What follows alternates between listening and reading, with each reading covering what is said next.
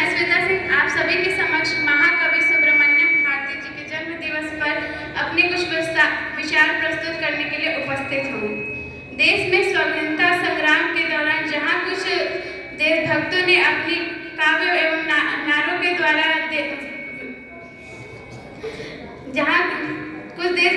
अपने भाषणों एवं नारों से विपक्षी पार्टी के दिल दहला दिया।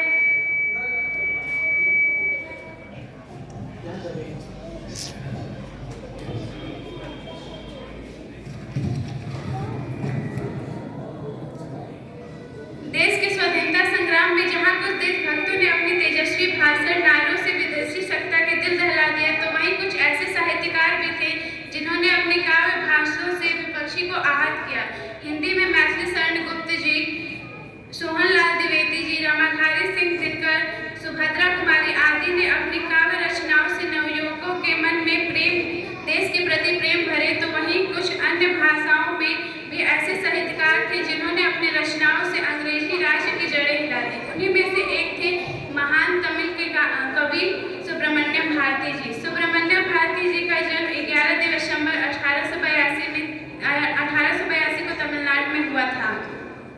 सरकार ने इनके जन्म दिवस को भारतीय भाषा जयंती या भारतीय भाषा उत्सव के रूप में मनाने का प्रस्ताव रखा। जिन्होंने स्वतंत्रता आंदोलन के दौरान देशभक्ति को जगाने के लिए कई गीत लिखे थे। इस दिन को भारती जी की जयंती मनाने का मुख्य कारण यह था कि उस समय सुब्रमण्यम भारती जी को उत्तर और दक्षिण के वृक्ष का फूल माना जाता था। इस जयंती को मनाने से राष्ट्र की एकता और अखंडता एक बार फिर से मजबूत होगी। इस उत्सव को मनाने से हर भारतीय के स्वभाषा के साथ साथ दूसरी भाषा को सीखने एवं दूसरी भाषा के प्रति सम्मान और सीखने की ललक बढ़ेगी।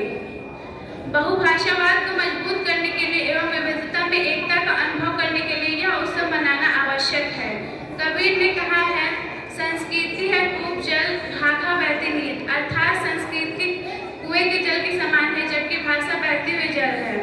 यूजीसी का एक कदम एक समिति भारतीय भाषा समिति की सिफारिशों के बाद आया है, जिसका गठन 2021 में भारतीय भाषा को बढ़ावा देने के लिए किया गया था शिक्षा मंत्रालय द्वारा।